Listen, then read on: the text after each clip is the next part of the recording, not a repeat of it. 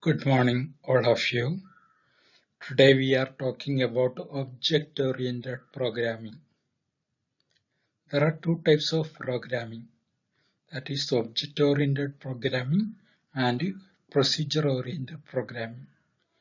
In object-oriented programming, it is completely based on object, and in procedure-oriented programming, it is completely based on procedures or functions. We can see. First of all, what is object-oriented programming? Object-oriented programming is a computer programming model that organizes software design around data or objects rather than functions and logic. That is, in object-oriented programming, it is completely based on objects comparing to functions and logic. An object can be defined as a data field that has unique attributes and behavior. Each object is having attributes and behavior. In the picture you can see human is a class. In that human, name of a human, for example, we can take Narendra Modi. He is an object. Another name, Donald Trump, is an object. Each object is having its own properties and methods. Properties means Narendra Modi is having an email address. It is not same as the email address of Donald Trump. Another email address. The address of the Modi is different from address of Donald Trump. How the methods are working. The method of the object Narendra Modi is verifying his email ID in one way, but not the same method we are adopting for the object Donald Trump for verifying his email ID. The send mail, that is another method. That is the object and classes. Classes is related to object. Class is a collection of objects and object is an instance of class. We can say like that. Then what is procedure-oriented programming and object-oriented programming? Procedure-oriented programming can be defined as a programming model which is derived from structured programming based upon the concept of calling procedure. Yes, in procedure-oriented programming, it is calling a different functions. We can take an example of going from Alappuzha to Ernakulam. From my home, I have to catch a bus to go to Alappuzha first. That is one procedure. In another procedure, we are going to from Alappuzha to Ernakulam. That is another procedure. Here, series of procedures are coming in the procedure-oriented programming. Next one is object-oriented programming. An object-oriented programming can be defined as a programming model which is based upon the concept of object that we have already told. It is completely based on objects. Objects contain data in the form of attributes and code in the form of methods. Each object is having attributes and method. Data is in the form of attribute and code in the form of method. That is data member and member function is available in object-oriented programming. For procedure-oriented programming, the example is Fortran, COBOL, ALGOL, BASIC, C, etc. In object-oriented programming, examples are Java, C++, C#, Python, etc. is coming. Then we'll see the difference between procedure-oriented programming and object-oriented programming. The procedure-oriented programming is divided into small parts called functions. In procedure-oriented programming, we told that a lot of functions will be there. It can be divided into different functions. In object-oriented programming, the program is divided into a lot of objects. That is one difference.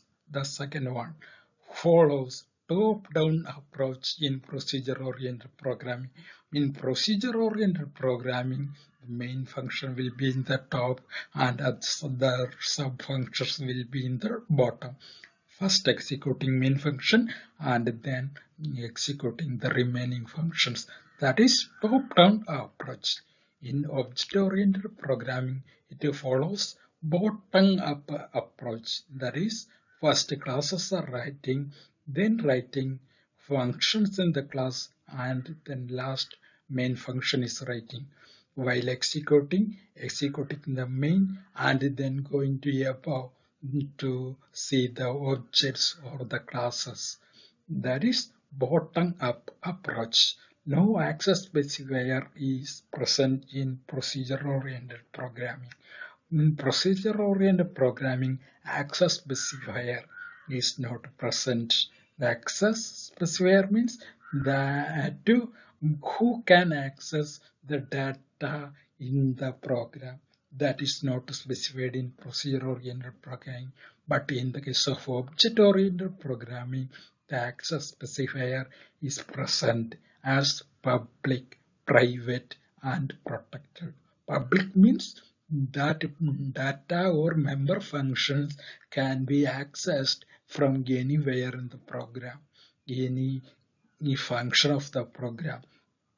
But private data can access only by the member functions of that class. That is private data. And protected data is available only in the class and the derived class. That is not available publicly. That is another difference. Then another difference we can see does not have a proper way of hiding data, so it is less secure. In procedure-oriented programming, there is no proper way of hiding data, so it is less secure. But in the case of object-oriented programming, it provides data hiding. The data can be hid inside the class, so it is more secure compared to the object procedure-oriented programming. Then overloading is not possible in procedure-oriented programming. In procedural programming, overloading of classes. That overloading means giving more meaning. That a function add is overloaded with the another function. Overloading means giving an extra meaning to the add function. Add function is adding for two variables when passing two variables. It is adding three variables. It is using for adding three variables when using for when three values are passing. That is not possible in procedure-oriented programming, but in the object-oriented programming, that overloading is possible. Overloading of data or function. Overloading of functions or overloading of operator, etc. are possible in object-oriented programming. That is not possible in procedure-oriented programming. Another difference we are seeing is function is more important than data. In procedure-oriented programming, functions are more important than data. But in the case of object-oriented programming, data is more important than functions. Functions are important in procedure-oriented programming, but in the case of object-oriented programming, data are important based on unreal world. The procedure-oriented programming is based on unreal world. But in the case of object-oriented programming, it is based on real world. That is all about the differences. We can see the remaining. Then comes the concepts or principles of object-oriented programming system. First concept is object. An object can be defined as an instance of a class. An object contains address, takes up some memory space. An object can be defined as instance of a class. Class is a group. It is a common name, and object is a specific name in that class. In the diagram I had shown, table. Table is a furniture. Furniture is a class. From the class, we are instantiating an object as table. And fan, we can see fan is an object, that is instantiation of electric equipment, like bike, that is a bullet. Bullet is an object. It is belong to vehicle class. Like that we can see. In the example I had shown that a dog is an object because it has takes the color, it has states like color, name, breed, etc. Each dog is having specific states as color. Color is different, name is different, breed is different. A dog is having a specific dog, that is it's an object. It belongs to a dog class. It is in the class you can define a specific object. That German Shepherd. That German Shepherd is having its own state, like that, as well as behaviors like wagging the tail, barking, eating, etc. This will be different for different dogs. That is, a dog with a name is a specific object. It belongs to dog class. Next concept we are seeing class. Class is a collection of objects is called a class. Class is a collection of objects. Who is a class? Narendra Modi, Donald Trump, etc. are objects. That is a collection of objects. Narendra Modi, Donald Trump, Russian President Vladimir Putin, etc. are etc. Combining and present as a class of human. It is a logical entity and does not consume any memory space.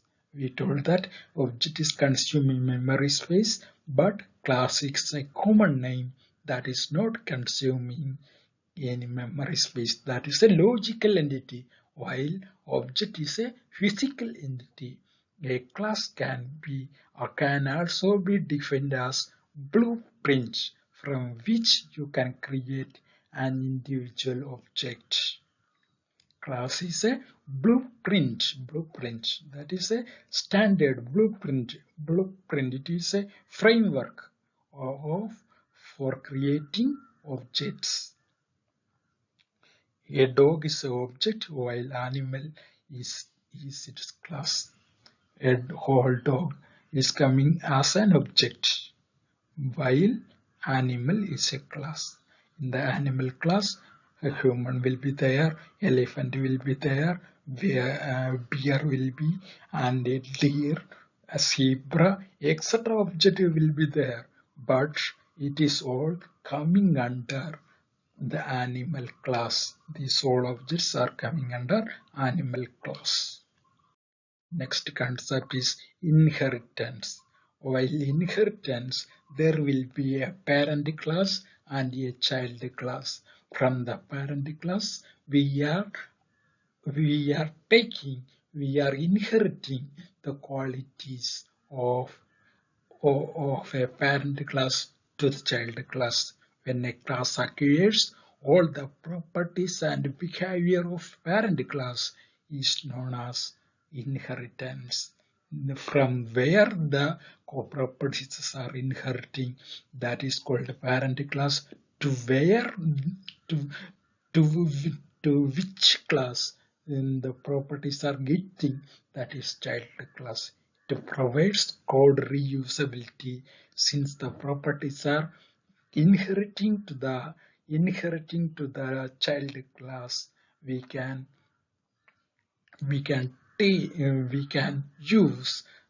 reuse the code of the parent class in the child class. Thus, the code reusability is possible in the case of inheritance. It is used to achieve runtime polymorphism. It is achieving runtime polymorphism. What is runtime polymorphism? That we will see in the next slide. For example, of inheritance, animal parent class. Animal is a parent class, human is a child class. A human child class having the properties of animal class. That is inheritance. And next we are seeing polymorphism. What is polymorphism? If one task is performed in different ways, it is known as polymorphism. If one class is performed in different ways, that is, for example, one task, a task add is performing if we are passing two arguments to the add function, then it is performing addition of two variables. If we are passing three values to the add function, then it is performing addition of three numbers. Thus, the same task is performing in different ways. That is polymorphism. For example, in the real world, we can take an example of sound of animal. In the picture, you can see human is there, a rabbit is there, duck is there, dog is there. All are animals, but they are producing sound in different ways. Man speak, dog bark, duck is producing sound back like that. Then it is all are producing sound. That is single task, but it is performing different ways. It is working in different ways. So we can say that polymorphism as a concept or principle of the object-oriented programming. Then there are two types of polymorphism present in the programming world. That is runtime polymorphism and compile time polymorphism. If polymorphism is performing while program is running, program is compiling, then that is compile time polymorphism. It is also known as static polymorphism. For that, we have the example of function overloading. I told the add function. When we are passing two arguments, it is performing for two variables, addition of two variables, and when we are passing three values, it is performing addition of three numbers. That is compile time polymorphism. Then runtime polymorphism. It is also known as dynamic polymorphism. Runtime polymorphism means the task is performing while running the program. It is runtime polymorphism.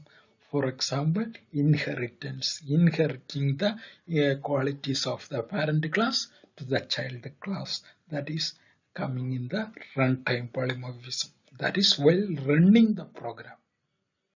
Then another one is abstraction.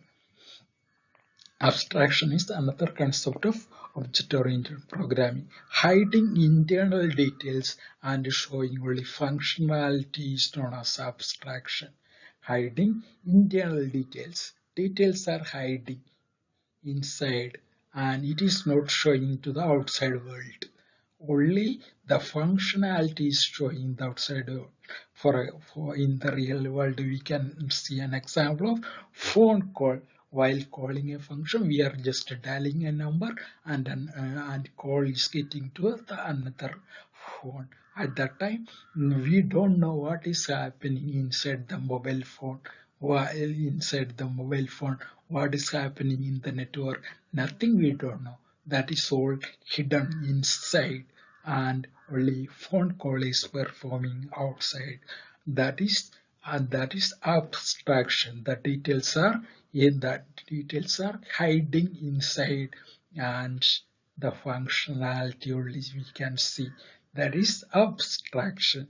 In programming world, in Java, the abstract class achieve abstraction. Abstract class means the class in which is using only for creating object, only